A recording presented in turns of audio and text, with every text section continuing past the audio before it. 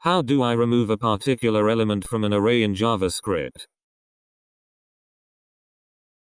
I have an array of numbers, and I'm using the push method to add elements to it. Is there a simple way to remove a specific element from an array, the equivalent of something like array remove number? I have to use core JavaScript. Frameworks are not allowed.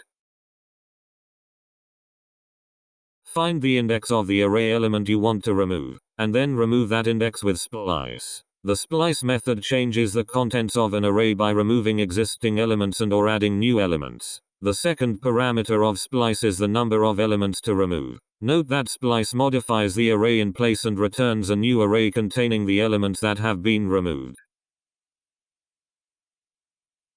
Thanks for watching. Subscribe to learn JavaScript. We have a number of awesome tutorials in the works.